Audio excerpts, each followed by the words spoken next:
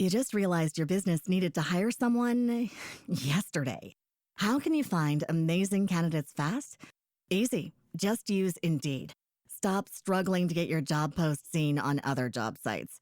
With Indeed sponsored jobs, your post jumps to the top of the page for your relevant candidates, so you can reach the people you want faster. According to Indeed data, sponsored jobs posted directly on Indeed have 45% more applications than non-sponsored jobs. Don't wait any longer. Speed up your hiring right now with Indeed. And listeners of this show will get a $75 sponsored job credit to get your jobs more visibility at Indeed.com/kidsandfamily. Just go to Indeed.com/kidsandfamily right now and support our show by saying you heard about Indeed on this podcast. Terms and conditions apply. Hiring? Indeed is all you need. Are you ready to learn the 3 secrets to launching a successful podcast? Hi, I'm Bill, a recent client of the Podcast Mogul. If you've been thinking about starting a podcast but aren't sure where to begin, he's got you covered. He is hosting a free webinar where he will share the 3 secrets that can help you launch, grow, and monetize your podcast without any fancy equipment or technical headaches. Click the link in the show notes to save your spot now and let him help get your podcast off the ground.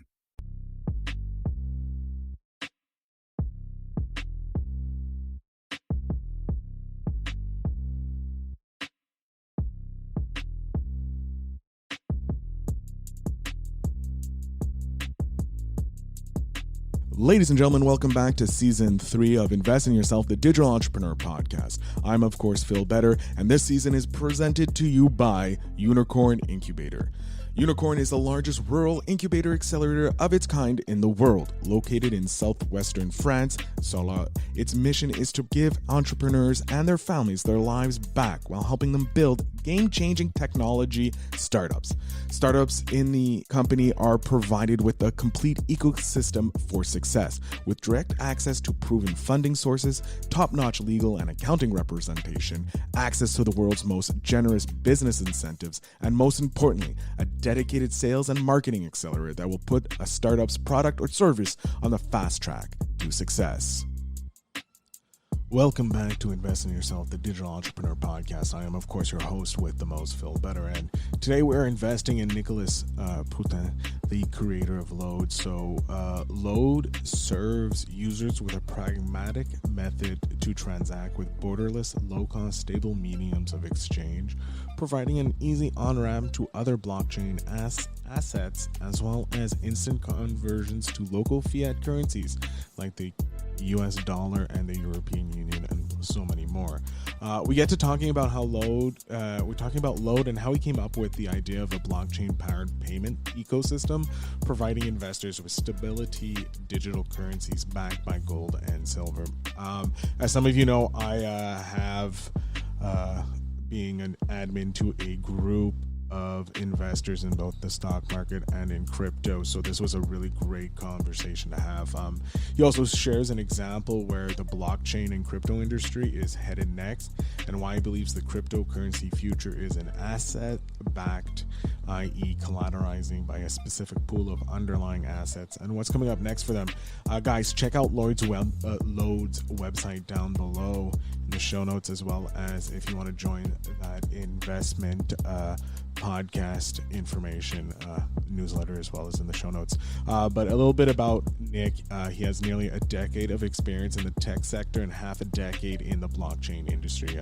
Nicholas is an expert in driving project growth. Using his unique leadership style and vision, he cultivates seamless paths to create value and transcends goals. A firm believer that diversity is strength, Nicholas has worked in a wide variety of industries ranging from cybersecurity, gaming, real estate, entertainment, and blockchain. Guys, I was so happy to talk with Nicholas, so let's go ahead and invest in this conversation. Nick, thank you for being on Invest in Yourself, the Digital Entrepreneur Podcast. Tell my audience just a little quick about you. Well, first and foremost, Phil, let me say thank you for having me on the show. It's an absolute pleasure to be here. As he just said, my name is Nick. I am the COO of the LODE project.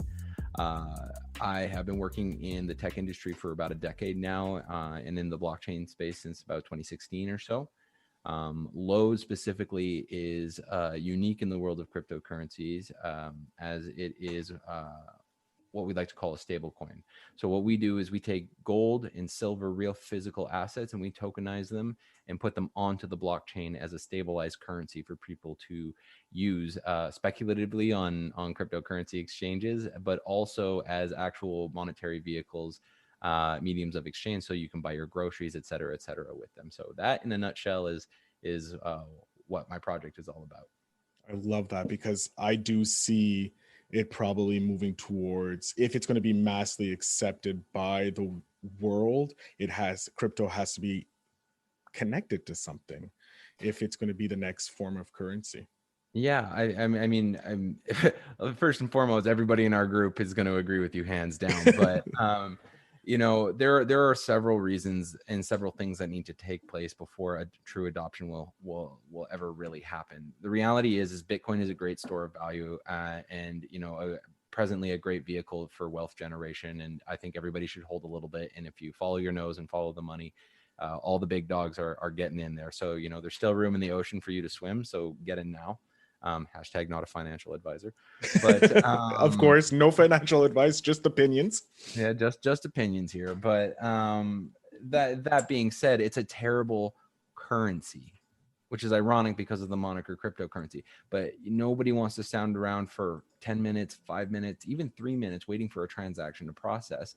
And something like Bitcoin and most speculative cryptocurrencies have this volatility that is great if you're a trader, as you can get those, those thousands, those hundreds of percentage points in terms of gains. But it's terrible if you're somebody who's trying to conduct trade and commerce, right? How are you supposed to price your goods and services when this thing is perpetually fluctuating? My coffee all of a sudden goes to $100, Mhm. And unless you've got your eye on the ball or some fancy widget or algorithm that's constantly adjusting your prices, you could be potentially in a deficit. And you guys get the idea where I'm going with this. Yeah, The other, it's like, how will it be adopted? Like, how can we make this universally understood, like one Bitcoin equals what? So yeah. Yeah.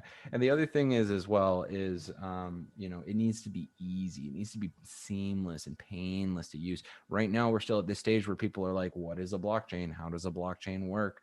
When grandma goes to the grocery store, she just taps her card. She doesn't need to think about the underpinnings of credit card technology. She just goes and taps and she's done, right? And Mhm. until we reach that point of seamlessness, there's still going to be friction in the adoption. And that's part of what I've been tackling as COO of this project over the past few years. Like many startups and many projects, I wear many hats. I'm a little bit of a Swiss Army knife, so to speak. But that, to me, is one of the big blockers in the market right now. And the third thing is, as of course you said, that people want, I think, largely to have their money have inherent value. Most money that we hold today, it depreciates because it's backed by essentially debt, right? And because of that, it's like a frog boiling in water, to use that metaphor.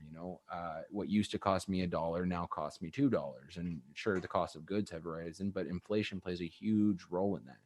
So if you just have money sitting in a bank, you're losing it year over year over year. But at the same time, it's not necessarily smart to throw it all um, into something like Bitcoin either, because of that wild price fluctuation, versus gold and silver, which are traditionally safe haven assets and have actually had a history as money for thousands of years. Mhm. Most of mankind's history, and pretty much across the board, we've used I gold and think silver at one point. the only time we got off it was when the US decided that their dollar was no longer regulated by the the amount of gold they have in their reserve. I think once they went off that, that's when. Yeah, it was, I think in 1971 was when that actually happened. And Yeah. as a byproduct, circa 2021, you guys have lost, I'm Canadian, so I say you guys, Same but here. Same here. oh, there we go. Montreal. So yeah, we have a lot of So Canadians this season. So I'm glad. that's hilarious. That being said, Canada's not that much different, but the US dollar especially has lost 90% of its purchasing power over the past 100 years. That's colossal. If you said, hey, hold on to this, put it in your bank account, and in 100 years you'll have less money than you started with, or the purchasing power of less money than you started with, people would be like, hell no. But it happens so slowly that we don't notice it. So really, we need better money as people in our day-to-day lives, as business owners, as individuals, and that at its core is kind of what LODE is really all about when you get down to it. I love it. I Yeah. love it. Got a whole financial, educational situation going on, and the future all wrapped in one. I love it. And found out you're Canadian. I didn't know that either. I didn't see that in the in the intro. So that was great. I love that. What part of Canada are you from, if you don't mind I'm me in asking? beautiful British Columbia, my friend. The I'm in a great little town known as Kelowna. love A Kelowna. couple, 200,000 people or so. Fun fact, most people don't know this, but back in the 90s, a little company called Club Penguin got bought out by Disney, and that was founded right here in Kelowna. Flash forward a couple decades, and now we have a booming tech scene here, over 500 tech startups in the area. So it's like Canada's own little Silicon Valley in a way, but it's a well kept secret. People just come here for the boats and the wine. It's only the youth know the real secret, the Oh, underground. the youths, The yeah, the youth, youths. the same thing happened over in New Brunswick when with RIM and BlackBerry. They started a tech revolution there, but it's such a small like town, coastal communities. Yeah, They keep everything like not hush hush, but it's just relax. No one's like in Toronto or Montreal, busy, busy, busy. So I like exactly. that. I love the Yeah. coastal towns. They're just so relaxed. You got the ocean right there. Yeah, big fan of the coast myself. Although again, spent a lot of time in Vancouver back in my youths. Your youths. So what is the difference between a cryptocurrency and blockchain? Because a lot of people, as you know, they don't have education now. I I kind of know a bit, but I would like a more detailed since you're in the industry. What's the difference between cryptocurrency and blockchain? Yeah, for sure. So, cryptocurrency is a use case of blockchain. Blockchain is the technology that largely underpins a cryptocurrency. A blockchain is essentially like a virtual handshake, where rather than having two middlemen play intermediaries to validate that a transaction has occurred, this algorithm, this computer algorithm, uses a consensus mechanism to perform that handshake on your behalf. And once this handshake is agreed upon and the network reaches that consensus, the blocks of information become immutable, right? They become unmodifiable. It's a train that only moves forward. It's a Lego structure that you cannot take apart, right? um, I'm just slinging metaphors like I people love should. it, but no, it helps understand, like, Yeah. because like it's probably a lot more complicated than you're actually explaining it, like going down into the actual building of the blockchain and the cryptocurrency. There's a lot, probably more science into it. But for Yeah. the general public to understand, it's a blockchain makes that connection to the next individual, Yeah. and it never breaks. It's in the chain of blocks, if you will. And the Right. name is pretty simple. Another way to look at it is from an industry standpoint. So anywhere where a ledger is a core piece of where proper documentation, and whether that's recording transaction or something like medical records or land title ownership, we're seeing a rise now in non-fungible tokens. I was going to ask about the NFTs and blockchain as well. How Yeah. does that work? So we'll get to that a bit later, but Yeah. glad you Right. So brought that it's up. again, it's proving things like proof of ownership. It's verifying, who the present holder of a certain asset is. It's, you know, as I said, any industry that has a ledger at its core as part of their best practices is likely going to benefit from a blockchain. Right. This is why we're seeing the emergence of blockchain being used for things like visual identity, especially in places where there are lots of unbanked people, because people don't have an immutable form of identification if you're in a developing nation a lot of times, right? And so this technology can be used to say, yes, this is 100% certifiable, you are this person, because you've entered, this information was entered at this trusted source by you, and it is immutable, it is screw upable. you know And when I'm talking to backpedal a little bit, this consensus algorithm is held across not one computer, right? It's not just one computer, like off in somebody's corporate office. In the circumstance of a public blockchain, it's distributed across tens of thousands of computers all over the world. I can dive deeper. I can No, dive. I You're like like, it no, please stop. because no, I like it because now that you're saying it, like we're probably in the same generation. We're considered millennials or zennials or Elder millennials. Yeah. whatever you want to call us. We're in our mid 30s to 40s, and we're in this generation that grew up having to adopt and like understand the internet as because we had to explain it to our older Parents. generation, our parents, because they're like, well, you know this stuff, you grew up with it. It's like, no, I'm adopting it as quickly as you are. Right. But versus Like, the get kid, good. yeah, versus the kids who have like fully been born into it and like get to use it straight off the bat, the best version of it. So like trying to understand what blockchain can solve so many problems, because I'm thinking about, if I have a blockchain on my phone, think about passport, driver license, healthcare in Yeah. Canada, just in Canada, it's now on my phone as a blockchain, and it's boom. It has the capacity to completely revolutionize the way we vote, for example. Like, the applications are huge. Like, we could move into a very direct democracy, that removes a lot of the friction points that we presently face in our first past the post system, in Canada and in the United States as well. Now that's a bit of a pipe dream, but I can dream. But I'm trying to paint a picture here of just how far we can go beyond just Lambos and moon coins, right? Yeah, I love it because I fully believe this takes out because I always believe like prove it to me and I'll believe you. This is like, well, you can say you're John Smith, but like we have Yeah, documents. Now you have like passports. We're like, okay, but we know passports can be forged. right. So how can we make it even more secure?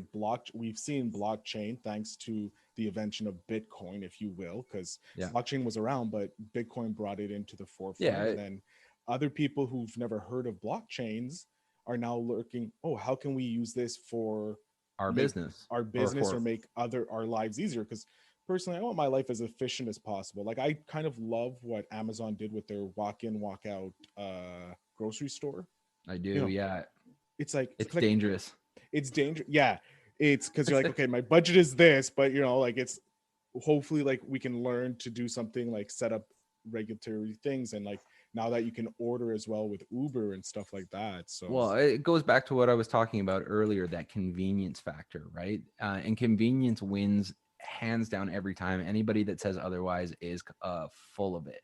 And I know this because we're now backpedaling on big tech to fight back for some of our rights, because we so willingly glossed over them because it wasn't convenient for us to read the terms of service or for us to not use these technologies. So we said, screw it. And now, consumers have paid the price for that. And that being said, I still invest in technology. I still believe in technology as a way to bring value to people's life, but it just paints the picture of just how powerful something being easy to use and convenient to use is, right? yeah, And so when blockchain hits that stride, it's going to be unstoppable. And I think if you were around in the 2017 boom, that the user experience for most programs was like running into a brick wall. It was terrible. it's some of them still are, and you're wondering, why are you not upgrading? Like tech doesn't cost as much to like sooner or later someone's going to figure out how to replicate YouTube and make just as much money as YouTube and Google and all that. It's just a matter of time. Yeah, absolutely. I mean, it's there are lots of arenas where blockchain is trying to play disruptor. Social media is kind of not the best use case for a blockchain. There blockchains comparatively to what the speeds that social media and like things like YouTube need to operate at. Blockchain is like a very slow, heavy database comparatively. It's Yeah, not your because ideal the circumstance. technology for it is still in its infancy, and it's still in its infancy. 10-20 years ago, YouTube was a pipe dream, and Yeah. now look where it is today. It's like part of Google, which runs the internet, if you will. So Now I can't go 1 minute without getting another advertisement. yeah, right, it's like another one, yay, fun times. Yeah. I uh find sorry, go ahead with your no, question, but I'd rather hear your what you were going to say on it. No, I find like technology goes in circles, right? Like sometimes like I find for example, there was the whole cable television stage of the journey, right? And so the internet came out, and then YouTube came along and started producing its own content, and there were no ads, and it was totally free, and they were monetizing people. And then the more streaming came online, and then it was movies that you could watch online, and you no longer had to wait for advertisements whatsoever. And then came the Netflixes of the world. And now we're kind of circling back where everybody and their grandma's got a streaming network that I've got to pay $7 a month for. And if you're on something like Amazon, I'm still getting advertising. YouTube is now like demonetizing platforms and trying to maximize the amount of profits. And every time you kind of reach this point of power consolidation, something happens. This friction causes innovation, and we innovate and we create new things that are going to allow us to circumvent all the inconveniences that we presently experience in the market. And so I think blockchain is part of that, in a way, to tie it back into what we were talking about before. You talking about when Bitcoin came out, it was largely speculated that it was sort of a critical response of the 2008 financial crisis. Yep. And that was due to the recognition that our money is largely very, very bad. It is controlled by a very small body of people who have like total control over supply. There's nothing inherently valuable backing it. And while, yes, we do live in developed nations, and we kind of have this privileged confidence of thinking, oh, well, what happened in Venezuela will never happen to us. But I think if anything in the past 4 years, the United States has shown us is that anything is possible. Yeah, like they said, nothing like what happened in Venezuela and the dollar dropping, but then you have this situation in 2008 with that housing crisis. It's like, no, it can happen. It just happens differently.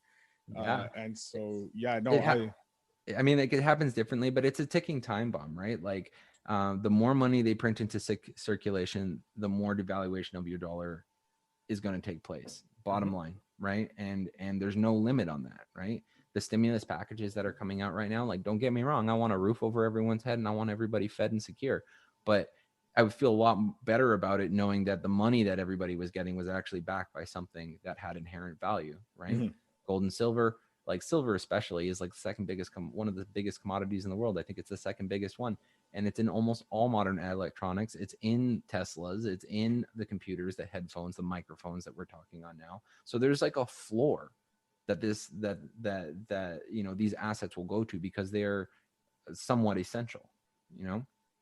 Yeah. I fully agree, and I love not only did we tie in how blockchain can help change the world, but also how technology is changing and innovating. Like 2020 created another boom, I feel, in the entrepreneur world and sparred so many things because I've been in the podcasting world for about 6 years now, and I've seen it evolve.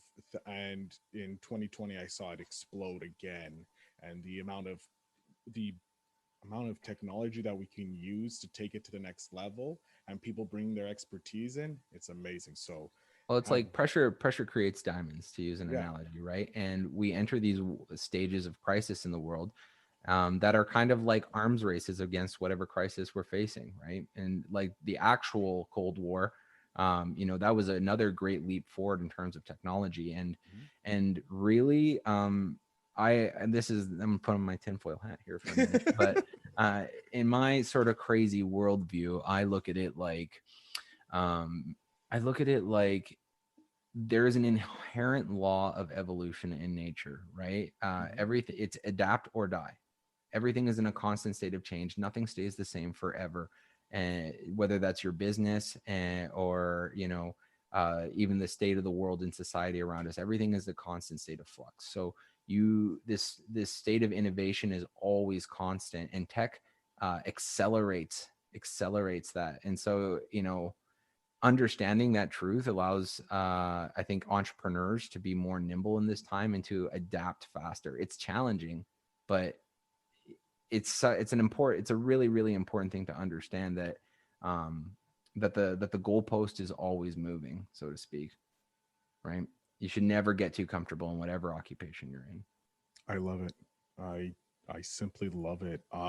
Because I agree fully with it. Like, thanks to technology being so cheap, and people have already, like, big companies have made the way. Now you just have to follow and make it better, and Yeah. start small and just slowly grow and grow. And you will, if you're passionate about the thing, like you are with blockchain. You see a value in it, and you're working towards a better form of it.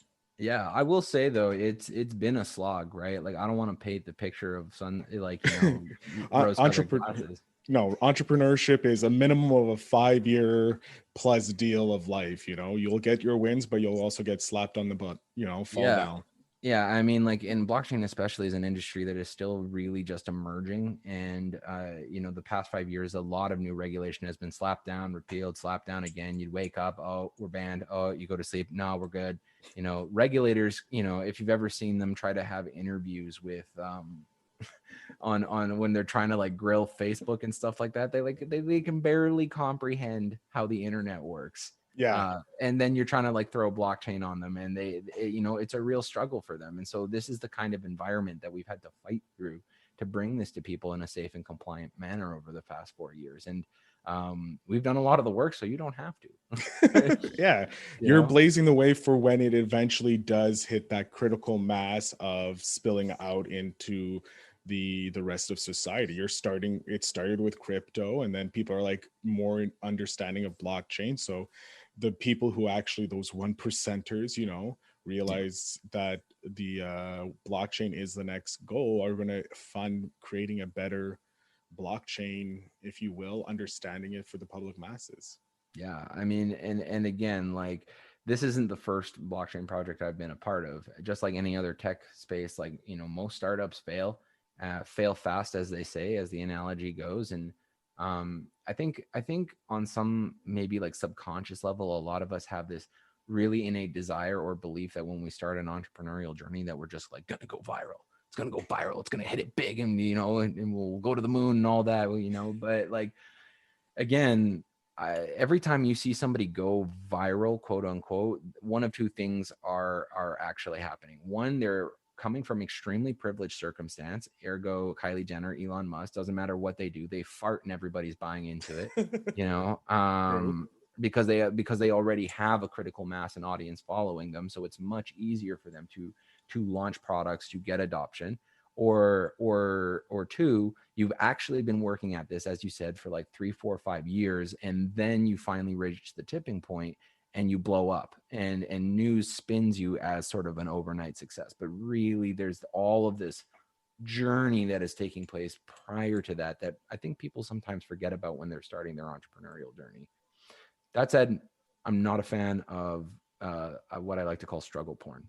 Um, Struggle porn is this sort of concept in the entrepreneurial world right now, where like you always got to be hustling Okay. every time, every day, like the Gary V's of the world, like, just post 10 billion things on Instagram. You just got to do it. It's going to be tough, and you're never giving yourself time to decompress, right? Your executive headspace is going to absolutely collapse if you don't give yourself permission to rest, right? That work-life balance is just as important as crushing it on the daily in your occupation. And so to any entrepreneurs out there listening, I like take that to heart.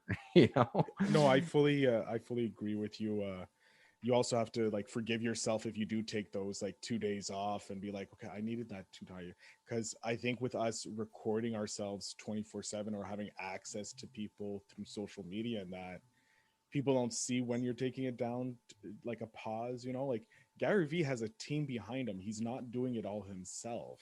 So you Right. can you can learn to use the tools to build up to that. You don't have to post 10 billion things in one day. He has people doing it for him. He does do some of his stuff himself, but he's not posting 1,000 times on Twitter in a day, as well as Instagram. Like, Well, and you brought up a great point there as well, right? Like no man is an island, right? mm, This idea of the self-made man, I think, is a fallacy that we've largely bought into. yeah. There is always a team of people that are helping you lift yourself up to success, you know. And that doesn't matter whether you're buying somebody's SaaS platform, or you're actually going to consulting agencies, or marketing agencies and leveraging their skill set, right? So, don't think that you're somehow not valid as an entrepreneur, or you're less of an entrepreneur for leaning on other people for support. I'm a big believer that it's through the support network that we all succeed. Oh yeah, no, it's one of the constant message I've been getting over the last close to 50 interviews I've done so far with entrepreneurs. Every single one of them has said, have a great support network to help you build. Start if you have to go at it alone for a certain period, but the minute you find someone that you can hire or wants to intern for you or wants to work for you to handle something, start paying them. Find a Yeah, deal, work either like, barter the system. Like you start teaching them some of the stuff, well, they do some of the work for you, like figure out a system to start growing, and eventually you'll get that, viral moment. absolutely. Right. I mean, kind of got away from the blockchain there, but I know this No, is an but it's entrepreneurial still, show. that's kind of like how Bitcoin exploded. So it hit a viral mass with people talking about it. And then, You know what? Yeah, it is, right. So Bitcoin, has a nonprofit organization and core developers that continue to work on it because they believe on it. Even Bitcoin, Satoshi Nakamoto has speculated that he wasn't just one individual, that he was in fact a team of people, that's right? true. Right. And all of these blockchains, it's not just you know just one developer in their mom's basement, hacking the mainframe, so to speak. No, I highly um doubt it. no. I mean, there are prodigies out there, right? But for the 90% of us, 99% of us, They're a solid working in, support. yeah, they're Yeah, we're working working in in teams. teams. Because Yeah. everybody in the digital world has learned that it takes teams, specifically if you're working in blockchain, because there's so much data you have to do. You have to Oh, use, I mean, it's really interesting as well because it is such a niche space right now. Like, it's for some context, back in like 2016, 2017, there were only like 7,000 developers on the earth that could code blockchain, right? That's a really small pool to draw from, and most of them probably don't even speak English. I'm not like, it's true. Like, there was so much competitive. there's Russians have like schools that I think do it now. And China just has like 2 billion people. Like, Right. So for context here, like, if you're somebody who is potentially interested in getting in the blockchain space, or wondering if you've missed the boat, like, this is still really early days in terms of the adoption cycle. If we're talking about the innovators, was like Satoshi Nakamoto, Vitalik Buterin, like the real core first batch of coins that came out there, you had the early adopters, right, which was kind of 2013 up to the end of 2017, right? And now we're going into the very first stages of the early majority, but it's not like we're moving into the late majority, right? Facebook is still cool at this yeah, point in Bitcoin's life cycle, or you know what I mean? yeah, it's like you said, Facebook is still cool. Like it's not MySpace. There's no one's challenged it. It's not in its MySpace, and MySpace is still practical for depending on the group you are in. Like it's still forums. The old, like I'm old enough to remember forums on the internet. Yeah. Like, oh God, and like Facebook is slowly becoming like, it's not forums yet, but like it's bringing with groups. It's kind of like a forum. Yeah, I mean, like, the demographics, what I'm getting at here is the demographics over time have entirely shifted Mhm. because we've entered that late majority cycle, and largely Facebook is kind of like, I don't want to say devolving, but what it is changing. It's so Yeah, amorphous now that it's like, it's it's kind either of a going to catch-all. change or it's going to end up dying off, because something new and something that the next population, which is the younger generation, takes up. But it's like blockchain. As soon as the next generation, or the people who are really love it, start spreading out more, it's just Mhm. going to hit that critical mass. And it's still another 10 years, I would say. Yeah, easily. And I mean, if you think most industries move slow outside of tech, finance, I would say, moves even slower. And what's happening right now is, like, finally, like a decade later, these financial institutions are looking at blockchain technology and trying to port their businesses over to that. Governments are looking at launching fiat currencies on blockchains. Central bank coins are starting. So the whole finance infrastructure is migrating over to to blockchain. And so it's very likely that even if, what I'm just going to say quantum computing, even though it's not really the big boogeyman here, but if quantum computing came along and from a technical standpoint made blockchain Blu-ray DVDs and we all went straight to digital, you know what I mean? Yeah. Like, even if that is the circumstance, because of how slowly the industry moves at large, it's very likely that blockchain is going to be here to stay for a very, very, very long time. I feel that blockchain is what people who grew up in the Star Trek generation, to bring it into like social, like Star Trek, there was no money anymore. Like it was a currency free, and everybody, you knew who everybody was. And it's kind of like, okay, blockchain can end up being that if they want, because it shows proof of ownership. It shows like we can instantaneously put money between people. Eventually we can work that, and blockchain can be the underlying yeah, I mean, like it's very sci-fi. It's very future tech. I love Star Trek, for the record. I'm a big fan of the Next Generation. Same here. It's you know what? I'll be honest. Put my nerd hat on for a second here. You're in blockchain and you build blockchain. I think it's okay to have that nerd hat on. You already have that nerd hat credit. I wear it proudly. I like here. Yeah, I like Picard over Shatner because comparably they're more boring. Like Picard is more boring.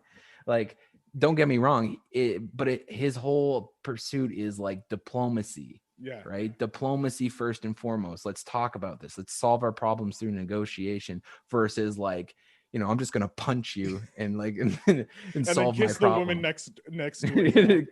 I kiss the hot alien girl next to me, right? Like it's this move away from a male power fantasy into like a tier 1 society fantasy. Of how would a functional tier 1 society actually work? Everybody's as a fan, that's why I do love Next Generation. It's that still where everyone's equal, like we don't attack for no reason, versus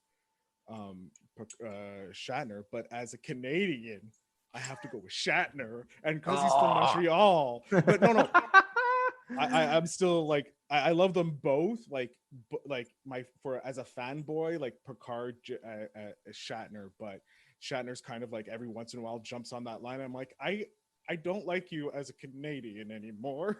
Oh no. Yeah. But but like, as I can see the love for Picard because of the way he comes about, and not this just macho-ness that toxicity sometimes can be prevalent. Absolutely. I mean, it was such a huge contrast from sort of like the epitome of masculinity that Shatner was portrayed as in the show versus Patrick Stewart, who is this like who is the most British Frenchman I've ever seen in this series. It represents a Canadian. I think that's why we, as an Anglo-Canadian, I really connected with that character on that level, having the English and French names, but being English, so that's where I get it from. But Stephen, I want to thank you very much for being on the show. I want to give you the next 5 minutes because we're coming up to the end of the show. You have up to 5 minutes. You don't have to take the 5 minutes to let my audience know where they can find you, how they can learn more about LODE, where they can find more about LODE, and if they want to learn more about you and your business that you're working with. So give me a second here to jump off screen. And go ahead. All right. Well, let me start off with where you can find us, right? If you're interested in learning about digital gold and silver on the blockchain and how this is changing, the world of payments, you can head over to lodepay.com. That's LODE pay.com. And you can get our mobile app and start purchasing digital gold and silver in like 30 seconds flat. It's so easy to do. You can find us on social media at LodePay Media, where I actually play news anchor and interview lots of really interesting characters from the finance and blockchain world. You can find me on Twitter at Nicholas Prouten if you want to yell at me about all the things that I minorly got wrong on this show. I'm very open for debating. You can find me again at Nicholas Prouten on Twitter. If you're interested in potentially taking a bigger stake, if you are an investor who has a big long-term picture, We do have equity assets available for purchase, and you can find that at LODE.one, so LODE.one. But I'll close with you guys on this, Phil. I do think, despite all of the noise being made in the market right now, and all of the sort of meme coins and sort of rambunctious behavior that takes place in the cryptocurrency market, I do think what we're witnessing right now is one of the biggest wealth generation events of our lifetime. I don't think that you're going to see this much wealth generation happen again by the time you and me are both old and gray. And if you don't have a digital strategy yet, I think it's really time to start thinking about it. And so talk to your financial advisor friends, talk to people who have been in the blockchain space. And if you're open to it, come talk to us. We're really friendly, no pressure, and start getting educated, because it's going to be a wild ride and we want you here for it. I love that ending message. Nick, I can't thank you enough. I love having great Canadians on that are sharing their passion, just like I am with podcasting. So again, thank you for being on the show. I'm looking forward to watching LODE. I'm probably going to get the app because it's something that's connected to a real valuable currency, if you will. You know, it's on gold and that, and I believe in blockchain being the future. So I'm glad I reached out with you. And to my audience, if you found this interesting or you want to learn more, definitely listen to the podcast that Nicholas has. Have a great day, and thank you so much. Take care. Guys, I hope you do check out LODE. I have been, it's been a lot of fun learning about this and diving into it and sharing my expertise in that Facebook group. Again, join the mailing list so that you can figure out, you can learn more about properly investing in both crypto as well as in the stock market. Guys, I want to thank Nicholas again for being an amazing guest on this, and I will be reaching out to him in the future to hear more about his project. Guys, I am, of course, Phil Better. This is the Invest in Yourself Digital Entrepreneur Podcast. If you will be so kind to follow me on Instagram at podcaster Phil Better, I'd be so gracious. Ladies and gentlemen, have a great day. And remember to invest in yourself.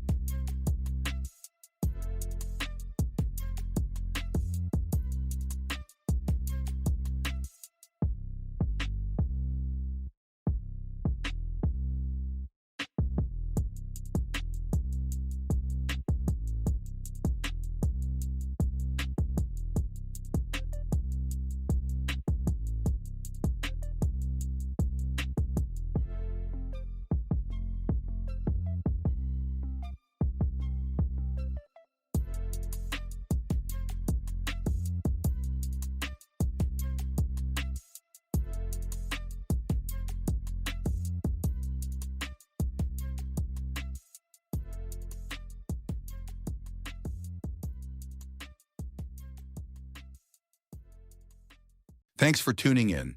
Now it's time to take the next step.